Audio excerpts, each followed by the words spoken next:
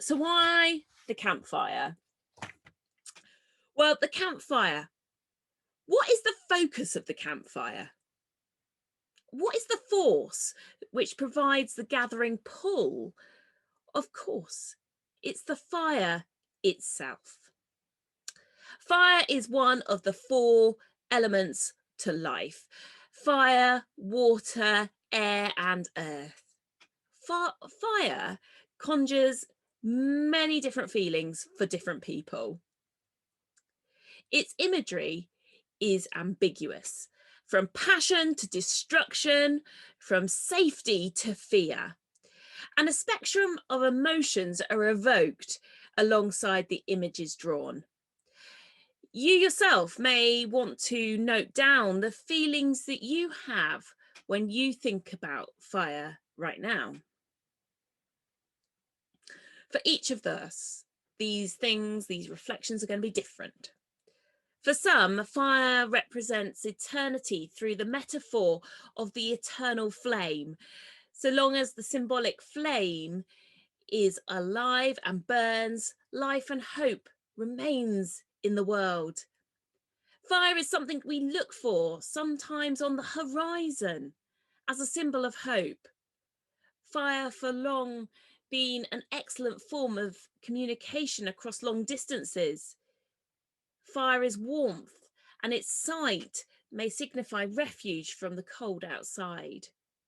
A fire on the horizon can symbolize a safe haven in which a traveller may rest. Fire also represents rebirth and resurrection.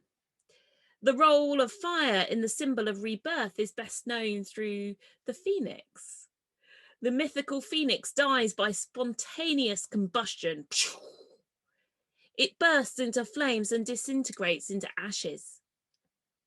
Then from the ashes, a new phoenix is born to live its life again. Similarly, when a fire burns through a forest or up on the moor like it was the other day, the old growth in the forest burns away to allow space for the new forest to emerge from beneath. For thousands of years, gathering around a fire was the original social media. Stories were shared, memories recalled, and celebrations held. Coming together around the fire is a way for us to reconnect to ourselves, our community, and our ancestors. It is a way for us to see our place in creation and find our way home.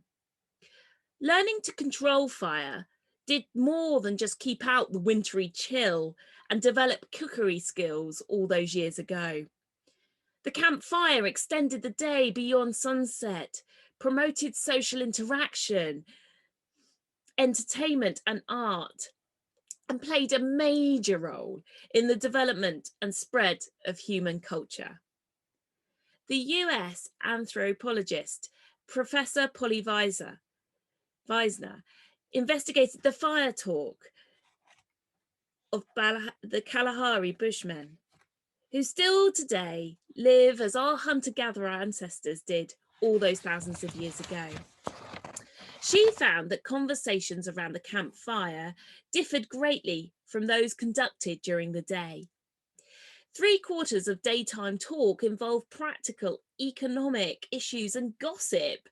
But at night, people forgot their worries and problems and focused on song, dance, and storytelling. Attention also turned to the broader community of people who were not present or living far away or in the spirit world. Professor Weisner, who has studied the Kalahari Bushmen for 40 years, in one paper remarks, "There is something about fire in the middle of darkness that bonds, mellows, and also excites people. It's intimate.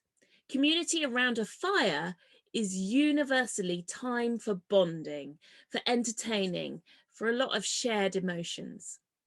Campfires, I believe, have helped develop the human mental ability to transmit cultural practices, understand others, and to connect through the listening, telling, and retelling of stories.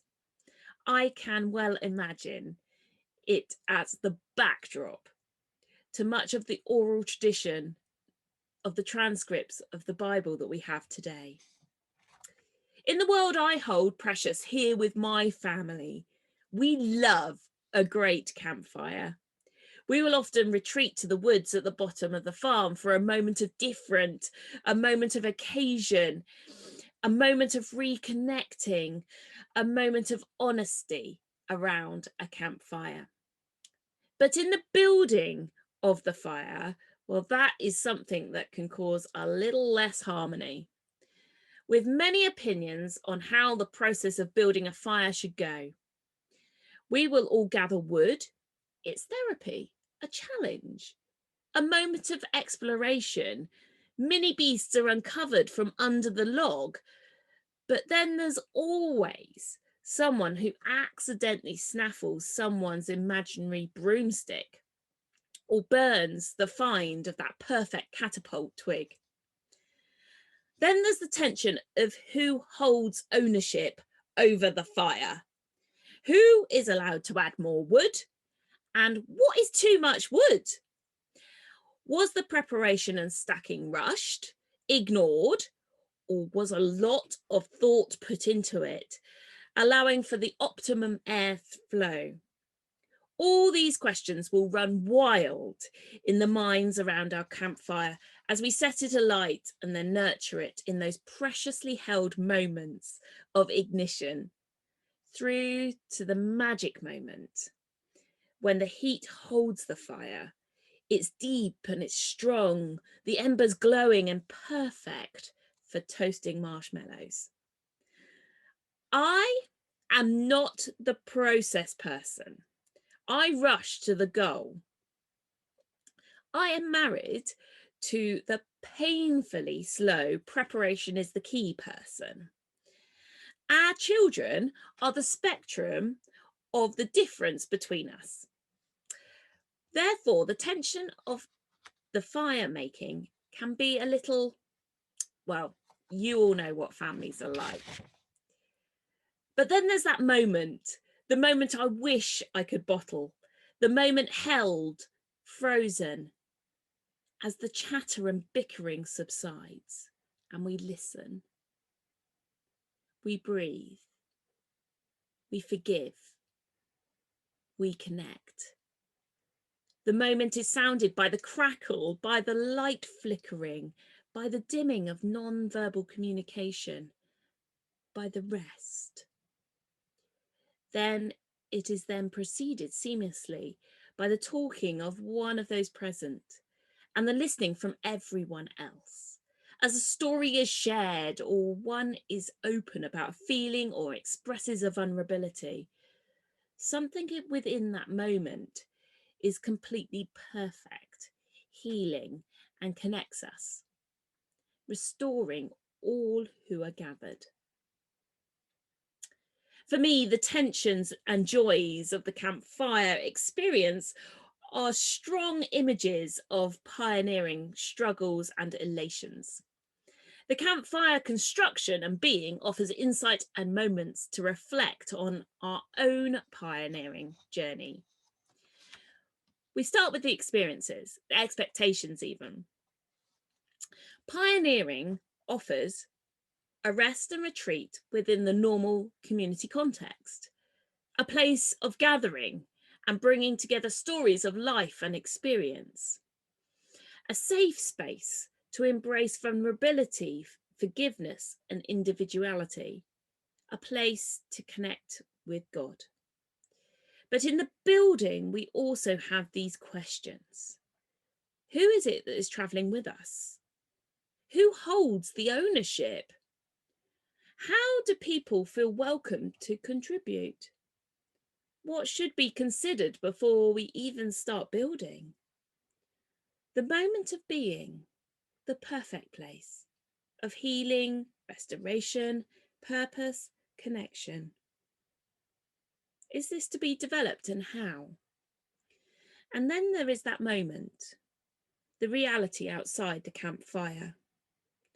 What does it feel like to step away and step outside the safety of that campfire. During our time today, we will be joining around a virtual campfire. Okay, the setting is furthest from authentic, but I know the stories we will hear are vulnerable, honest, and immersed in an experience of life through a different lens. With each story, we will be exploring one of the themes of Mark as identified in the Bible Month material. The Gospel of Mark is appropriately placed at the side of the campfire. The book is a collection of stories of Jesus in action. The stories express something of the reaction of others to these events and report people trying to work it all out, to piece together from many eyewitness accounts the puzzle, the problem, the claims of Jesus being the Jewish Messiah, the Son of God. Whilst in this gospel, we delve into a world of witnessing the story of a pioneer and recognizing the reactions others had as he traveled his journey to being. We welcome you to this space today to listen, to reflect, and to ponder on how you relate to this pioneer, Jesus, the Jewish Messiah. And what from his actions and message of good news can be translated into your context. I invite you to look at your labyrinth handout as we begin our reflective pondering.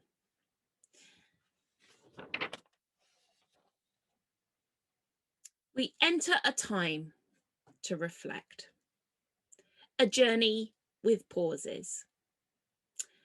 To use the labyrinth, we trace our fingertip along the path of the maze, pausing when needed at an individual pace. At the centre, take time to pause. Where is this place for you? Where is your centre? And then make your way back. Don't rush or hurry. Appreciate the path from a different view, an alternative lens. Again, pause when needed. When it comes time to close our reflection, I will draw us together, and so you may make your way to the exit or the entry of the labyrinth. But take your time. Looking at the labyrinth now. Notice the busyness of the surrounding area already of the labyrinth. The questions lay unanswered or answered. The words you've heard, the images that have made us ponder, the treasures you've snaffled down. There's still space for more stories, ideas, inspirations, frustrations, lessons of past paths trodden. We can take these treasures and carry them, or we can choose to gently lay them down beyond today. We continue our own individual journey, a time to breathe, a time to reflect. Now let's focus on the emptiness of the labyrinth circle. The lines lay untouched, but where do they go? Taking your non-dominant hand, so for me that's my left, I invite you to touch the gateway to the labyrinth. Take notice of what you feel as your fingertip awaits the navigation through the paths of reflective opportunity. Purposefully dust off the distraction beyond the border walls of the labyrinth. Okay, breathe in a deep and focused breath of life-giving air. Notice how that feels.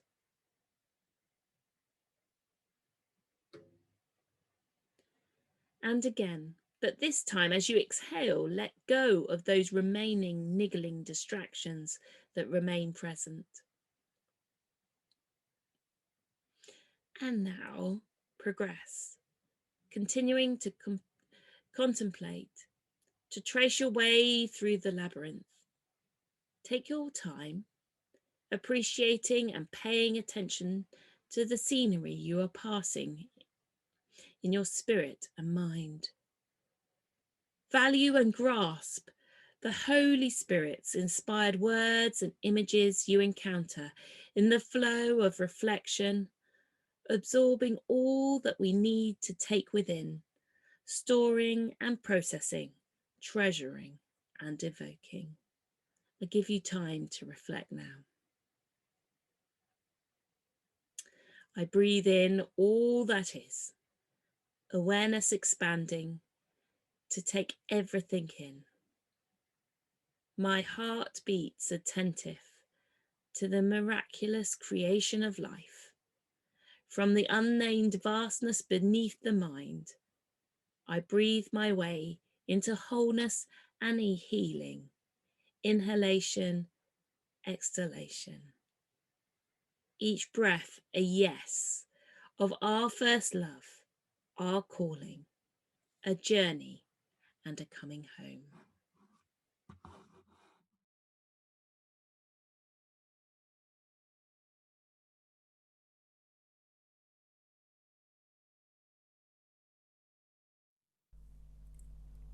Hello everybody, good morning. My name is Lewis, I'm 25 and I'm currently exploring a call to pioneer ministry in the Methodist Church. Today I am here to share a story with you around the themes of identity and mission that have been identified in the Gospel of Mark in chapter 1 verse 1 to chapter 3 verse 35.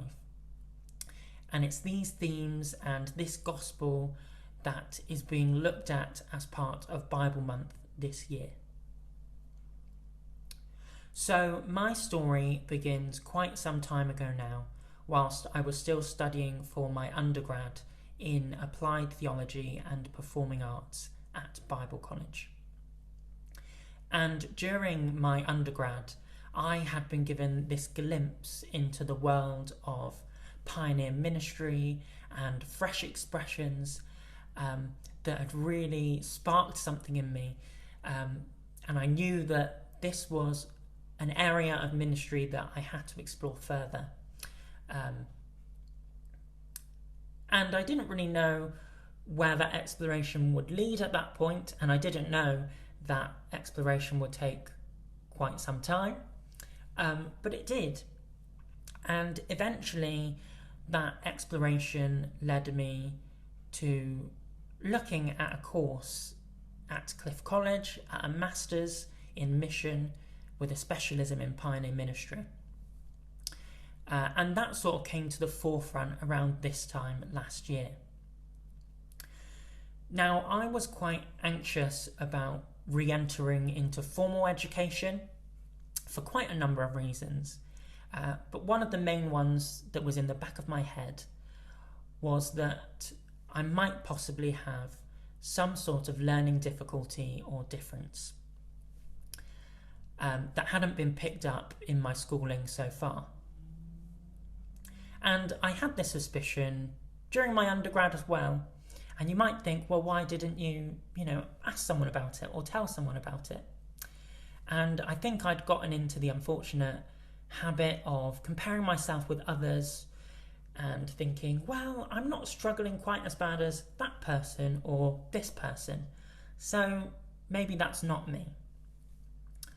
But now that I was looking at exploring a master's or doing a master's, and that it would be studying to such a high level, I knew that I couldn't ignore this niggling in the back of my head, and I had to get a proper learning needs assessment.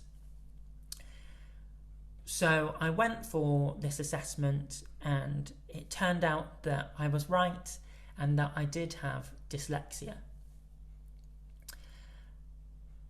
But still, I felt this yearning to know more about pioneer ministry, and I really felt a calling to this course, this master's at Cliff College. So I decided to carry on pursuing it despite certain anxieties.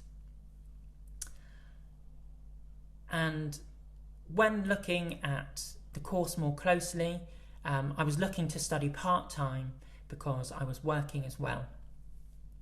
And I discovered that Cliff College offered a part-time course over 2 years and a part-time course over 3 years.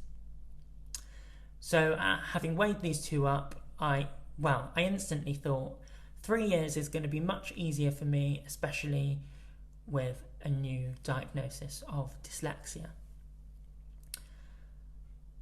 So I applied for a position at Cliff College, part-time, for 3 years. And thankfully, I was offered a place.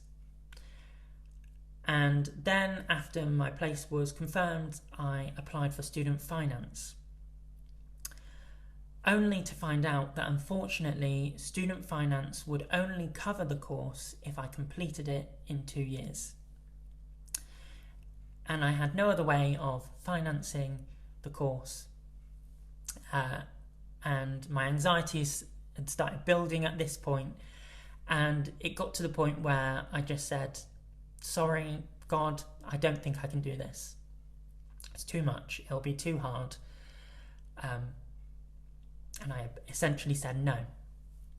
And I contacted my friends who I'd made during my undergrad course, who had sort of been on this journey with me up until this point.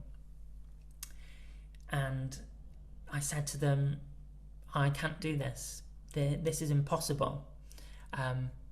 The burden of the dyslexia is going to be too much, and I'm not going to be able to do this course.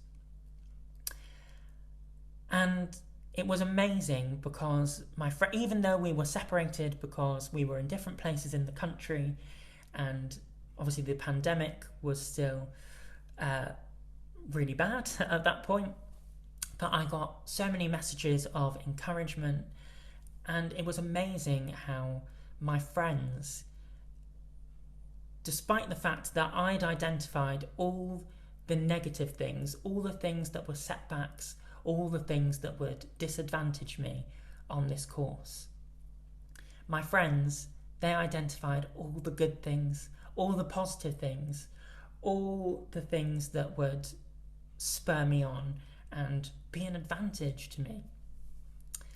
And it was really their encouragement, their faith in me, that made me rethink again and decide, actually, no, I can do this.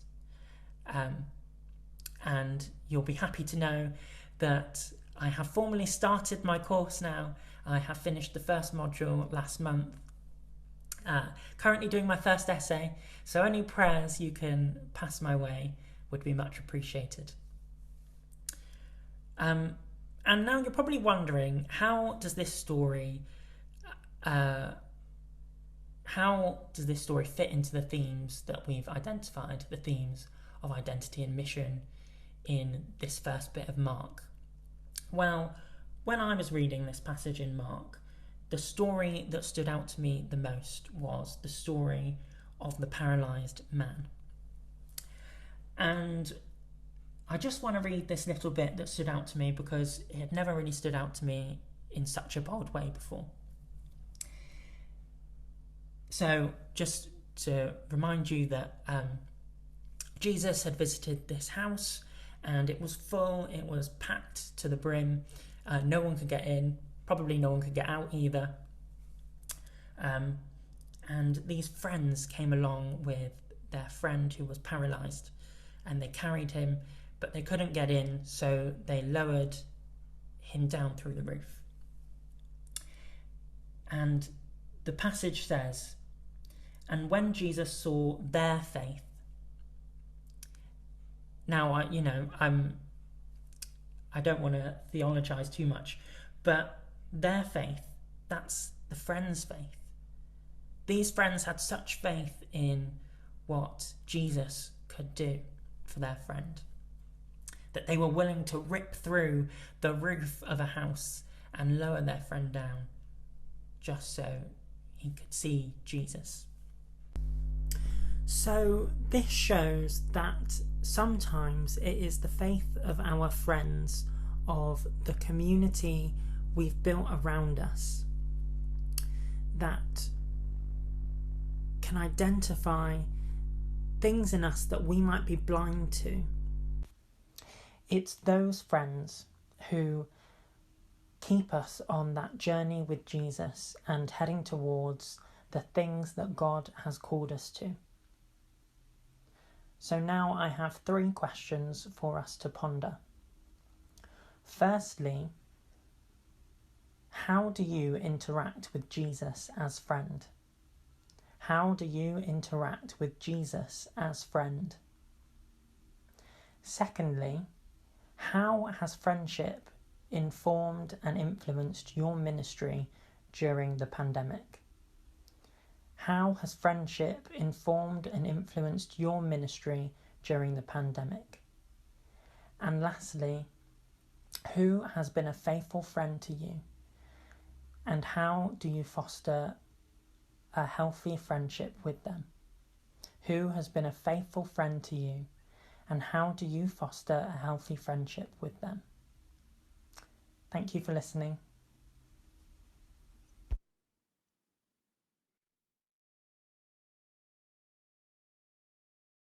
Thank you. Well, good morning, everybody. Actually, no, good afternoon now. It's good to be with you, and it's always a joy to share in any way that we can. And just thinking about being gathered around a campfire that we might call the Gospel of Mark chapter 4, the particular embers that are glowing for me to warm myself on are Mark 4, verses 1 to 8 and verse 21. And that's a very interesting campfire because it includes the parable of the sower. And to tell my story, you need to really know about 3 things that shape the story. And this is not simply about me, of course. This is about how I fit into this story and how I fit into the story of others. So the 3 things that shape the story that I want to tell you and share with you. The first one is the seed sower. And I want to identify something of myself in this identity as a seed sower. And my life, and this is not my life story, but it's important so you understand that in the 67 years of life that I've had so far, you can grasp the components of that life in order to understand what may shape a seed sower. And your own lives and your own experiences will shape you as a seed sower in the particular way that it does. But for me, in brief, there are a number of factors. One factor was that I used to be a firefighter for many years, for 18 years, till a serious injury at a fire curtailed that career. So I'm quite taken with being around a campfire because I've been around many fires in my time. Unfortunately, as a firefighter, fires were my enemy. And often the consequences of those fires so often were devastation and people's lives and livelihoods and chattels were lost. So fire for many years for me was something that I fought. And being a firefighter for 18 years was not all that I've done because following that particular career, I was in business and I was also a nightclub bouncer and a semi-professional wrestler and a whole host of other things at different times that stemmed from quite a difficult childhood and upbringing in a mining area of South Yorkshire, not from a Christian family whatsoever or chapel goers, but from a family of drinkers and fighters, hard workers, yes, but very tough upbringing in one sense. And so when I ended up being retired out of the fire brigade and entered into other things, and having been a bouncer for quite a few years at the same time, I got a bit prone to what you might call doing a dodgy deal or two to make extra money. That escalated, and eventually, to cut a very long story short, that's been well documented in various ways, I was once described as a multimillionaire, so I became a very wealthy person in property and goods and different things, and powerful, and according to some, scary. And then for a number of things that happened, I got what you might call caught, and spent some time in a particular wilderness. And again, just to culminate this, I ended up in prison. I was found guilty of a number of things to do with, can I call them creative business practices? And I didn't get caught for many other things, but I did end up in prison, and getting into further trouble there with my then personality meant I ended up in solitary confinement for about 8 months, I think it was. And it was there that I one night gathered round another campfire, which was imaginary, because I needed warmth, I needed something, because I was at the lowest point of life. And I had some moments where I found a book behind a cupboard before I felt that life was over for good. And the book was about a man in trouble, but being loved by God, regardless of who he was. It's called The Tartan Pimpernel, written by a former Scottish Presbyterian priest who was captured and tortured by the Nazis in World War II, and the man was called Donald Caskey. I never would have had the opportunity to meet him because he died in the 70s, I think it was, but he became my hero. But he introduced me to another hero who shaped my life, and that hero was Jesus Christ. So when I came out of that particular place, things moved at a pace. I wandered into a small Methodist chapel in Norfolk with some lovely people who said one word to me, and that was welcome. And the shape of me as a seed sower continued to be formed and molded, and was really founded on life experience of the type that I particularly had had. And it dawned on me one day that nothing I'd ever done had stopped God from loving me. And certainly Jesus was quite happy to befriend me on a salvation promise, unconditionally. So this particular seed sower ended up going to theological college, in fact, 5 theological colleges in the end for different reasons, and a number of universities, and achieving things that no one would have ever expected me to achieve, academic qualifications, degrees, master's degree, various things that were not really attuned with my previous life, but came my way for a reason, because I was being formed and shaped into a seed sower. And that ended up eventually with me becoming an ordained presbyter in the Methodist Church. And there's another story for another time, because it's long and it takes many twists and it takes many turns. And here I am, posted and stationed on the Islington and Camden Methodist Mission Circuit.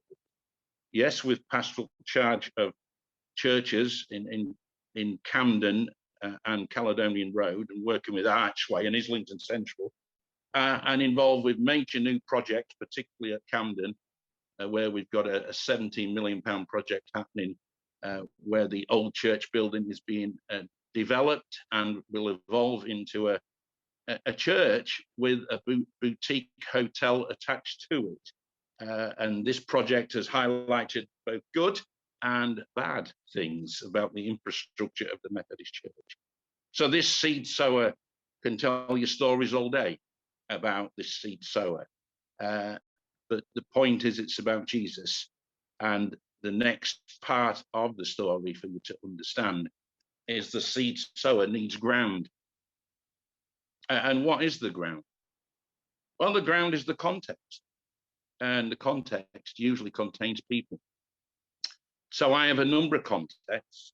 I have what we might call traditional church models that can be immovable objects at times, but still contain people who want to deepen their relationship with Jesus and need love and care and interaction, and are partners in what we do in mission and collaborators. And that's how I try to encourage people in the traditional models of church. But the ground's much broader and wider and more varied than that.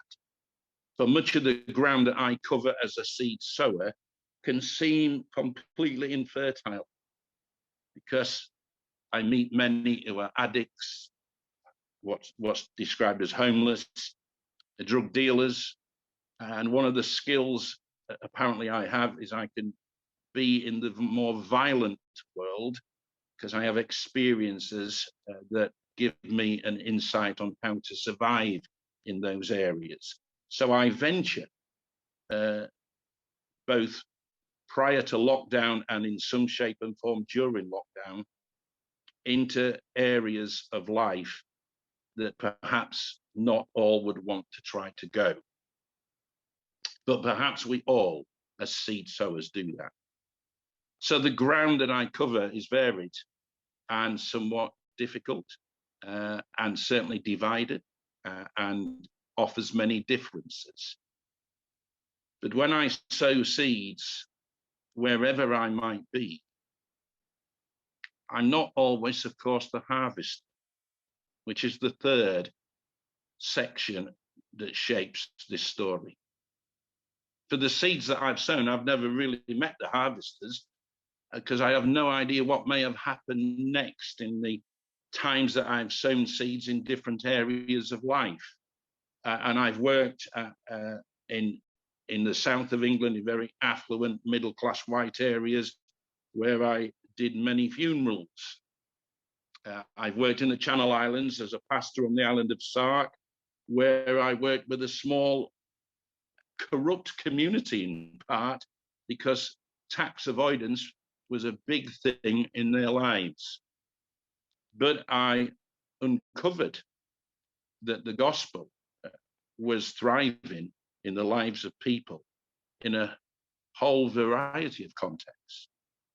And so these three things about the seed sower, the ground, and the harvester have come together, because I may have been the harvester as well as the seed sower, but somebody else would have been the seed sower. And it reminds me of the triangle I used to have to learn about as a firefighter. What makes fire?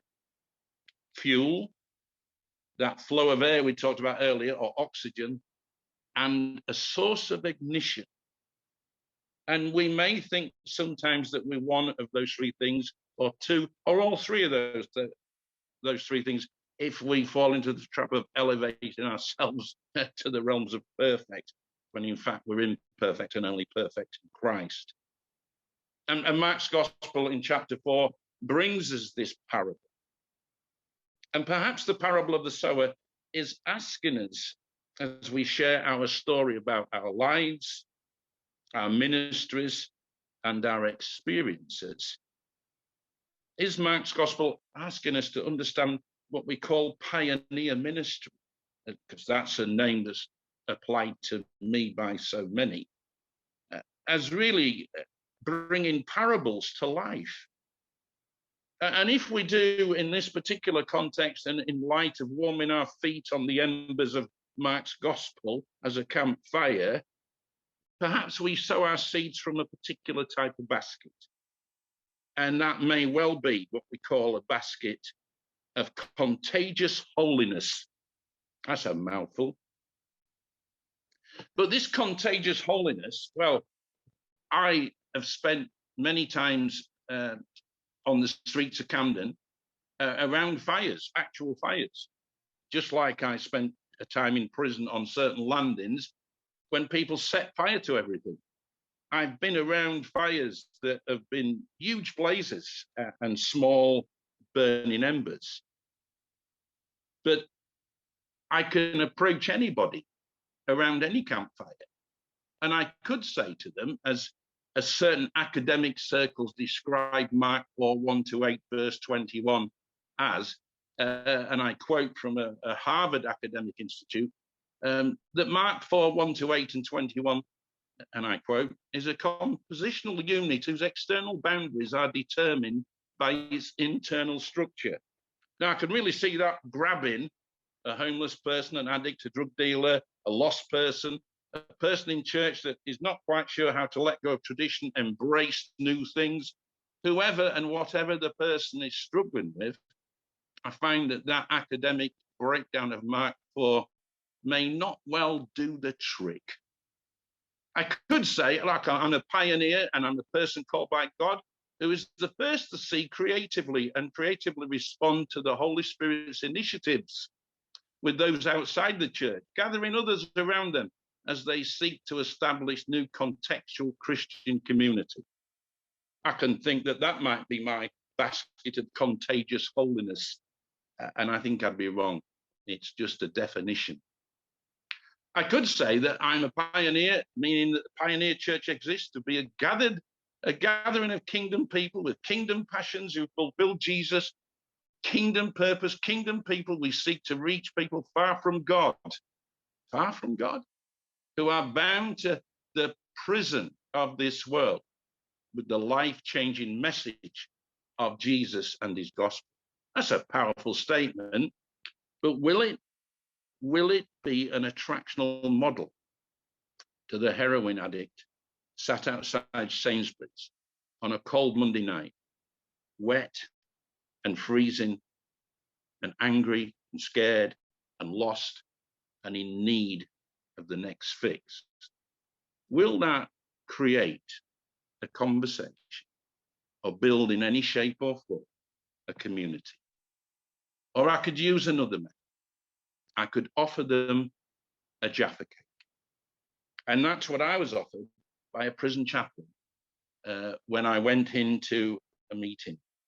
Not that prison chaplain or prison would be the thing that I would ever say brought me to Christ. That happened later in a small Methodist church with Holy Communion. But it did set me on a journey. It did invite me to ask questions. And I accepted the Jaffa cake. And I didn't think, is it a cake or a biscuit? I just thought, why is that man offering me a Jaffa cake? And I spoke with him and talked with him and started to think about me and my life and what it had been. So when I cast my seats from baskets of contagious holiness, it's purely about offering and sharing something very simple, something that's unconditional. And what makes that ground fertile?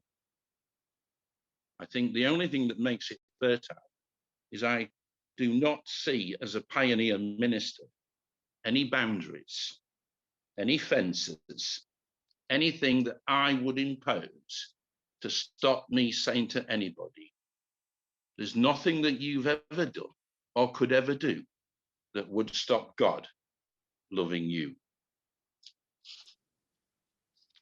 The harvester, the sowed seer, the seed sower, and the ground are all contexts that come together and ask a question. Where is the fuel? Where is the ignition? Where is the oxygen? And perhaps the answer is in Jesus, as all three, that Trinitarian model of looking for God. But to be a successful pioneer of any description, we must look at context as something that's not bound or limited by institutional restraint. So I have wanted to share something of me, but only to example how a seed sower might be shaped and formed. I wanted to point to the grounds that are various and different contexts where we must be prepared to love unconditionally. And the harvester of which we may be on occasion because of seeds other people have sown, have to be trusted as those who appear later in the lives of those we've sought to help. So I'll end my story there for now, for it can take, like all our stories, many twists and turns. But suffice to say that I continue, even at the age of 67, to look for God to form me and to shape me. And next year, God willing, and the Methodist Church willing, I will become a pioneer supernumerary minister. Thank you. Thank you, David. So friends, questions for your breakout rooms from David. What are the differences between a guest and a host around any campfire? Can a seed sower also be a harvester? And what do you think contagious holiness is?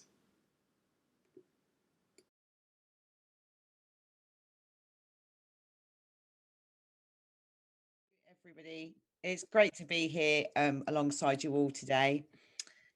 I was looking at the themes based on Mark 8, verses 22 and then to 10, chapter 10, 52, and themes of on the way. Open our eyes, Lord, lessons to be learnt, turning things upside down, and Jesus' destiny becoming clearer. So to begin my story, I'm going to encourage you to use your imagination. I'd like to take you back to the pre-COVID times, to 2018. The world was bustling. Never on the horizon had we thought that a pandemic would strike the entire world. I was newly arrived in my new appointment, and it was an exciting opportunity to be partnered with an art centre and a church, whom at the time I didn't know were hurt. I didn't know the backstories. I hadn't had an opportunity as yet of that September to listen and to be with and walk alongside the hurting people of that community. It quickly became apparent to me that we were in an area, living in an area of very, very affluent upper middle class. The surrounding areas of Rains Park, where I live, and Wimbledon Village are a world apart from my previous appointment. Never had I seen such wealth. Never had I experienced the giving, but also the storing and withholding. There is hidden poverty here. There is a high level of drug, by which I mean very high class A drugs, and alcohol abuse, which is very, very hidden behind closed doors. We are a diverse community. In our congregation itself, we have Sri Lankan upper middle class, as well as white British, and from around the globe, others. But we have no diversity in the wealth. We have no one from the other side of the railway tracks. And that's literal here where I am. We have a railway line that connects us within 16 minutes to central London, to Waterloo Station. And our church and our community is one side of the railway tracks, connecting us to Wimbledon Village. And on the other side of the railway tracks, it connects us to Morden and to those places that are left affluent than where we are. I entered into a place where there was fear. Decisions had been made from a basis of fear, something I think that we all can relate to. That fear of the unknown and the fear of losing and of loss. A culture and a community where to hang on to what they had and to continue to build what they had seemed the right course of action. And so over the last 2.5 years, a journey has been undertaken to think about what are the gospel message for us and our community. It's very difficult to speak truth to power. And as we think of those themes within Mark of opening our eyes, Lord, opening our eyes to the truth that is around us. So often the places and people that we surround ourselves with perpetuate a vision of the world that makes us comfortable, that makes us not want to step outside of our comfort zones because we're safe and warm. As today we're using the imagery of the campfire, we can imagine we're all huddled, safe and warm in that glow of that firelight, yet just behind us is the darkness. Just behind our shoulders is the unknown, the shadows, the places that during daylight may seem very familiar, but in our darkest hours, they seem scary. They feel as if people and others are watching us and we are afraid. And so we huddle closer to those who give us comfort. We huddle closer to protect what is ours. That's the challenge that we have in my context. And I'm sure it will resonate with many of you. The clinging on, the wanting almost to remain blind to what is going on. It's interesting in Mark's gospel that Jesus rebukes Peter for seeing in a human way, for seeing the world just through his own eyes and not through the eyes of God. With a divine seeing, our wounds are healed and our eyes are opened. And the possession of things begins to fall away. How do we cope with loss? The blind man that Jesus healed, was there loss when he lost his blindness? In his darkness, using his hands and his other senses, he had learnt to navigate the world as he perceived it. But he recognized that he needed healing, and he called out to be healed. Firstly, it's that recognition. And I think for pioneers, what can often be the hardest work is recognizing and getting our congregations and our communities to a first point of recognizing that they need healing and they need to be made uncomfortable. That's really difficult stuff. That's really hard. It certainly keeps me awake in the middle of the night, trying to decide between how to care and how to walk carefully, but also knowing that I am there to be a stone in the shoe, that I am there to discomfort sometimes and to break down barriers. Lord, I believe, but help my unbelief. Please help my unbelief that anything can change. We can become beaten down by the world around us. But we have a faithful God.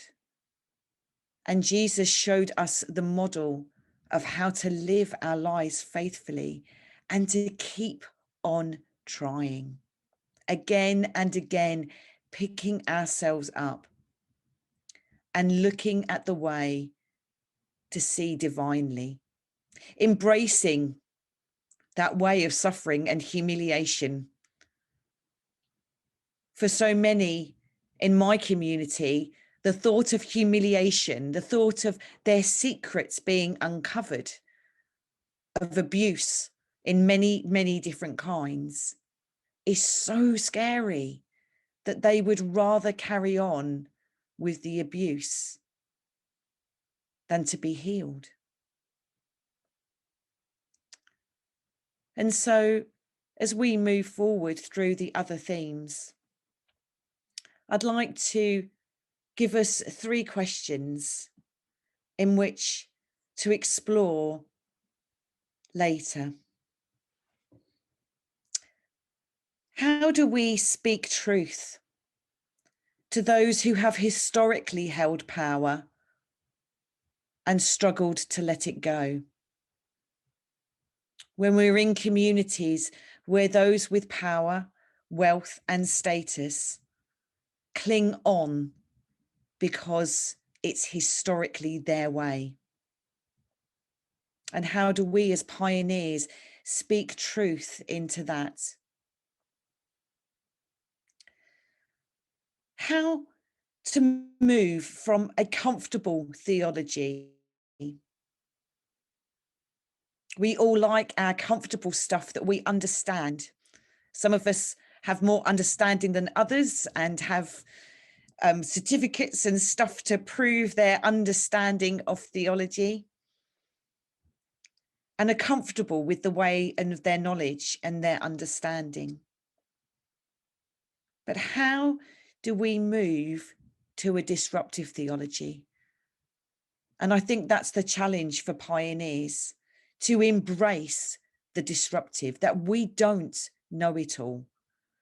And that no amount of learning from a book or no amount of praying sometimes that it will come about, it actually comes about by being disrupted and having those things taken away from us and experiencing loss, in which we surrender ourselves to the Holy Spirit. And surrendering our lack of understanding and our lack of knowledge leads us to a disruptive theology where we can walk alongside others who are disturbed. And healing the eyes to see the world. How do we balance healing and hurt? Having pastoral care, that weighs heavily on me. I love to heal. I love people.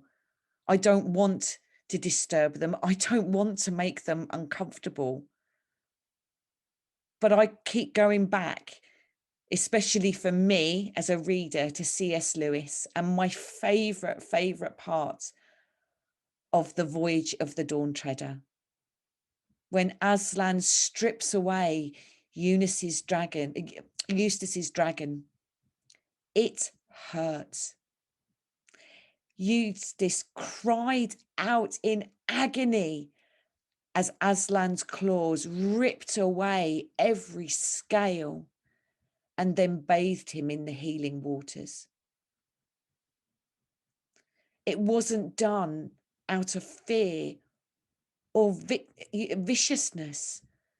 Aslan knew the only way to heal Eustace was through that hurt and that pain and that stripping away, to then bring true healing.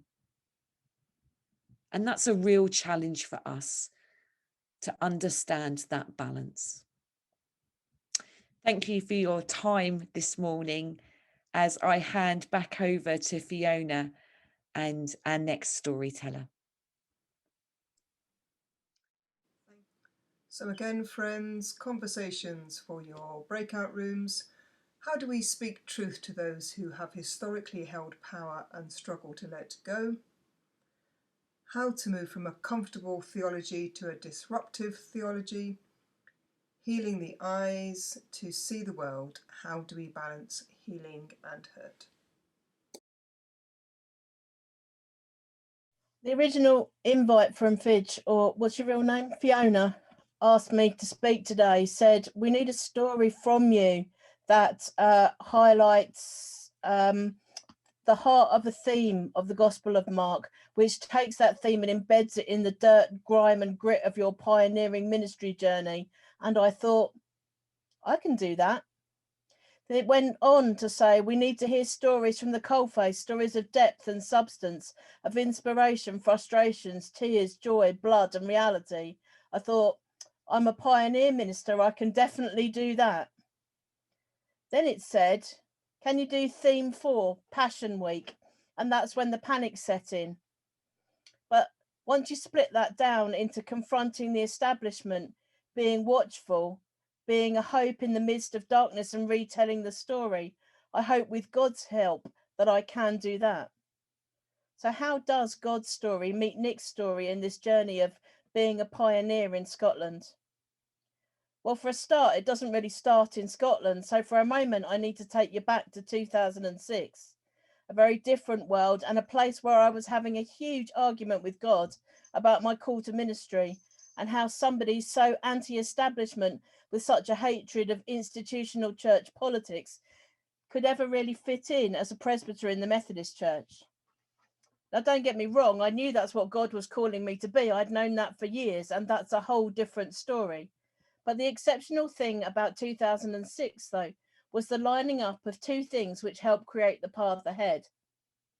The first was being asked to read Barbara Glasson's book, Mixed Up Blessings, about her journey with the Bread Church in Liverpool as part of my candidating interview. And this was the very first time that I actually felt there was a way to answer God's call to do ministry and still be authentically Nick. And the second actually started in 2004, when the Archbishop's Council of the Church of England published the much-awaited Mission Church report, which became a bestseller and laid the foundation for fresh expressions. Rowan Williams said at the beginning of that report, if church is what happens when people encounter the risen Jesus and commit themselves to sustaining and deepening that encounter in their encounter with each other, then there's plenty of theological room for diversity of rhythm and style, so long as we have ways of identifying the same living Christ at the heart of every expression of Christian life. That then led him to say, this of course immediately raises large questions about how different churches keep in contact, learn from each other, and the different kind of leaders that we'll need for this to happen. Mission Shaped Church was and remains the most significant piece of missional work done by the Church of England in the last 20 years, and has subsequently influenced the missional strategy for many denominations and inspired a pioneer ministry pathway in the Methodist Church. But back in 2006, when I candidated for ministry, that hadn't quite all come together, but it was decided that the Methodist Church would set me off on a very new, unknown path towards what they saw as I'd ordained pioneer ministry. In fact, I have the claim to fame of being the first one financed in this new, unknown direction. However, like most good stories, it's not without its twists, and by the time I left college, the Methodist Church had started the Venture FX program and put all its pioneer funding into this. To join Venture FX, once you were a presbyter, you had to come out of the stationing system. I was a probationer and told in no uncertain terms that I was expected to be very much in the stationing system and to do a normal probation so that I would become more rounded, more steeped in Methodism, and learn to think less out of the box. My only hope in the midst of this darkness were the parting words of my college principal, a man who could not be any more in the box if he tried, who said to me, "Any appointment that they give you will be as pioneering as you choose to make it." So whereas many churches pay for a community worker or appoint deacons to work with those on the margins of church, thanks to my profound dyslexia and being in a community where money was no barrier, my churches were easily persuaded to employ an administrator and to use lay chairs for most committees, leaving me free to set up a town centre chaplaincy team, turn a toddler group into its own church community, and spend my lunchtimes having cake and questions with the 50 or so teenagers who congregated on our church steps. During this time, I studied further and became more and more interested in intentional ministry, like how coffee mornings could really become chaplaincy to the community and not just places to chat. Don't get me wrong, I love a cuppa and a chat, have one with anyone. It's one of my very favourite things and one of the things I long for most again now. So you can imagine, when I moved to Scotland in 2017, I was so excited about actually having half my post set aside for and being expected to work with churches, Christians and missing Methodists. Oh, for those of you who don't know what... Oh, sorry, excuse my phone.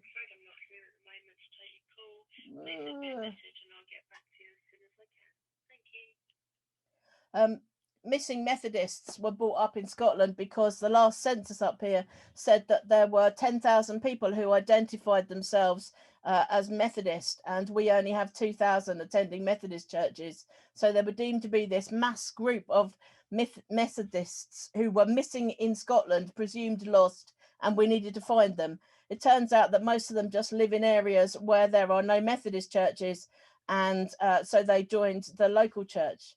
So unfortunately, things here haven't been quite plain sailing. Over the last 4 years, I've spent many hours praying, shouting at God, crying, and working hard to try and get my district role off the ground. For many reasons, it's not really been supported in the district in the way I was promised when I started. Those who had the original vision had, for various reasons, stopped working in the district.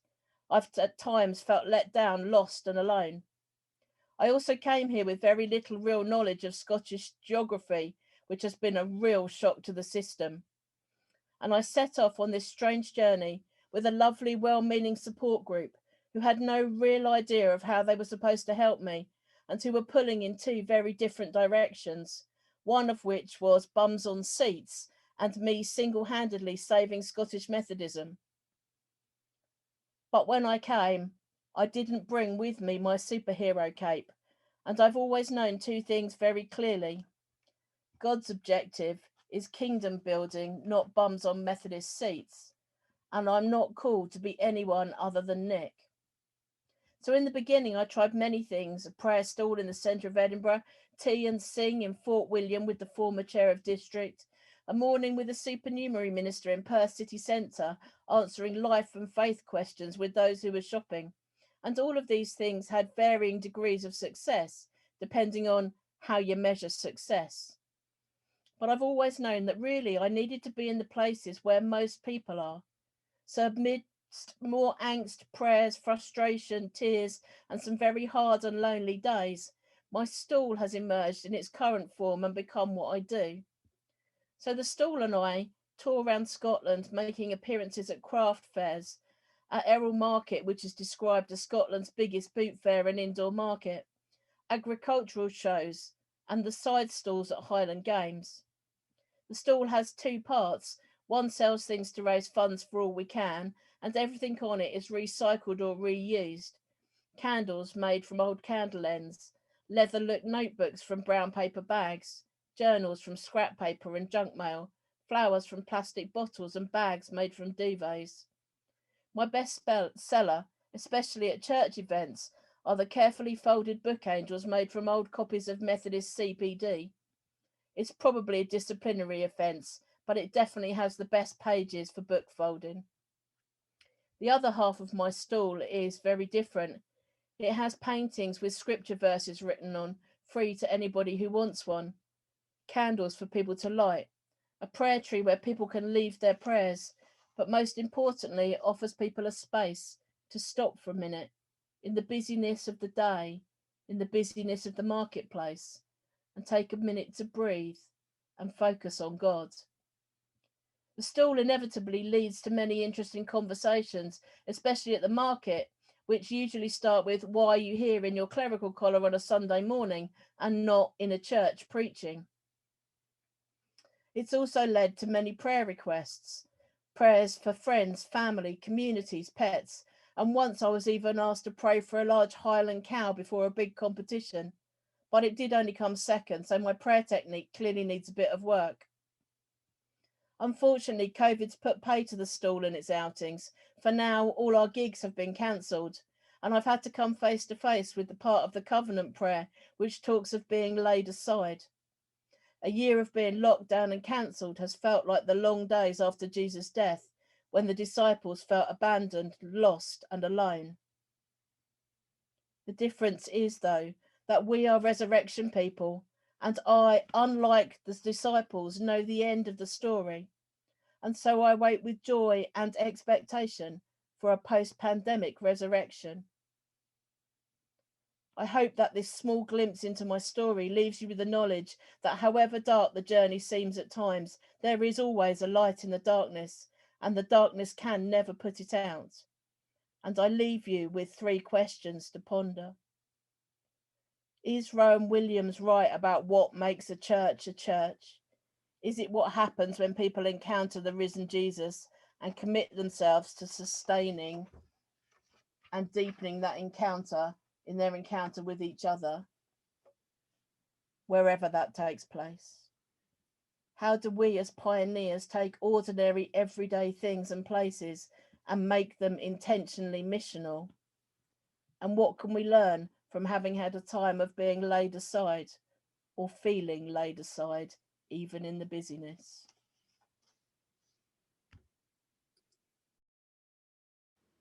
So friends, questions from Nick. Is Rowan Williams right about what makes a church? And church is what happens when people encounter the risen Jesus and commit themselves to sustaining and deepening that encounter in their encounter with each other. And if this is not what makes a church, what do you think does? How do we as pioneers take ordinary everyday things and places and make them intentionally missional? And what can we learn from a time of being laid aside or feeling laid aside? Questions for your small groups.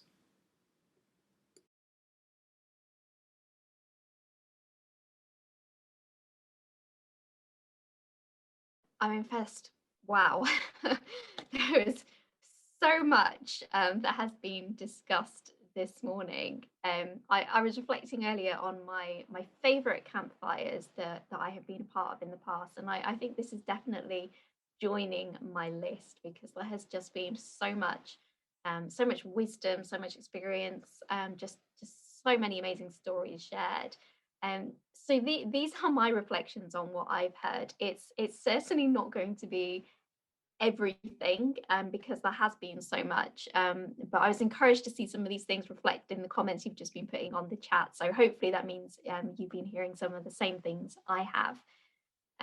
I have very quickly, there are 6 reflections I wanted to give.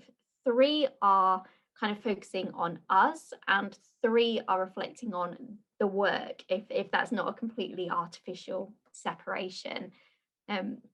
So the first theme that came out, I think, particularly in the first two stories, was that we model what we preach, or at least we should. So we talked about friendship and relationship being important, and that those things are important for us, just as we need to be helping others to think about their importance to them. We talked about identity, and that we need to understand our identity as we are helping other people to understand their identities. The second is that we are not alone, and we cannot do this alone. Connection and friendship and support is vital for our well-being, but it's also vital for fresh eyes. We need to have and be fresh eyes, but sometimes we also need fresh eyes to point out the things that we might not see. That understanding, as David said, that sometimes we sow seeds for others to harvest, and sometimes we harvest what other people have sowed. I think so many of the stories just came across that nothing that happens is the result of one person, and that it should be an encouragement, I hope, to us all. The third is about authenticity. I felt this came out in a lot of the stories and reflections about being true to who we are, being true to the way that we are called to follow Jesus, and the experiences we've had that give us an authentic voice into a particular community. I really loved that advice. Any appointment they give you will be as pioneering as you make it. I think that is so true and so encouraging. The advice as well, not to be held back, but again, to be authentic in all that we do. But then contrasting that with also the value of what I would call purposeful naivety sometimes, making use of those fresh eyes to cause wise disruption, and not being unauthentic in that, but in recognizing that sometimes it can be good to be a little provocative, to be a little bit challenging, and that sometimes we can make use of, particularly when we've changed positions, just being those fresh eyes and going, oh, just explain that to me, just tell me what's going on here as well. So those are three things about us: modeling what we preach, being in community, and being authentic. The other three that are kind of more about the work, the first I think came out several times, is that things will never be as expected. Whether it's because of institutional pressures or because of new contexts that turn out to be not quite what we thought.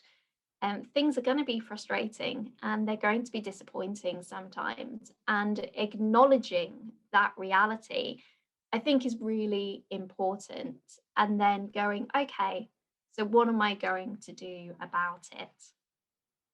The second is about people, and I loved how many of the stories focused on the people that we're engaging with.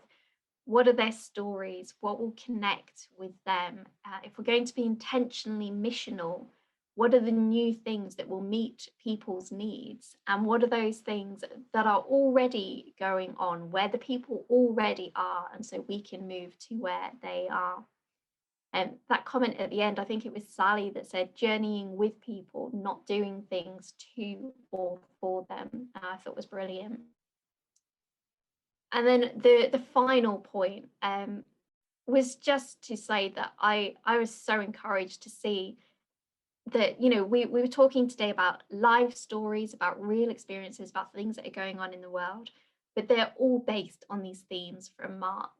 And isn't it just amazing to see how Mark was brought to life today? We had some specific stories were mentioned from Mark, and other times it was just themes that are within Mark. But it's just amazing to see that, the Bible can be alive. It can be part of our mission. It doesn't just have to be a dry text that we need to memorize so that we know exactly what the chapter and verse is that we want to reference. And so that if anybody ever brings anything up, we immediately know everything. It's good to know our Bibles. We want to know our Bibles. But they are not simply dry text. They are brought to life. And I just loved that came out through all of the stories and all of the reflections today. was just that it made Mark a living, breathing text. And I just thought that was wonderful. So yeah, so those final three, things won't work out as expected. People's stories, connecting with people, understanding who they are and where they are is crucial.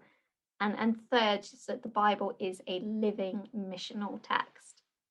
So thank you to all those who shared their stories today, and thank you to you all for sharing your reflections and your thoughts and your comments. And I hope that little summary is helpful. Thank you very much to Lewis and to Dawn and to David and Nick for sharing something of your story. We are deeply honoured actually to have had you here today and to share your vulnerability and to help us articulate something about our calling, and hopefully that will nourish us for the journey ahead. So friends, it's time for us to finish, time for you to go and get your lunches, which may not be marshmallows over the fire. But before we go, let's just pray a blessing on each other. So perhaps for a moment, we might just pause and bring to God the conversations and the stories that we have heard today. Let's imagine ourselves sitting round the campfire with Jesus, listening to the crackle of the wood. And perhaps after a couple of hours of storytelling, you might just imagine the embers of the fire burning down. And so let's pray.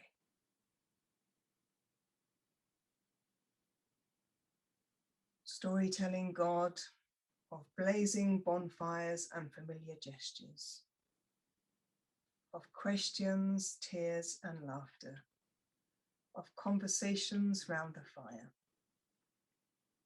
Come close to us as we gather, as we warm ourselves, as we dance in firelight, as we share stories and food. Bless us as we celebrate your passion in us, closer to us than breathing, life-giving as fire and bread.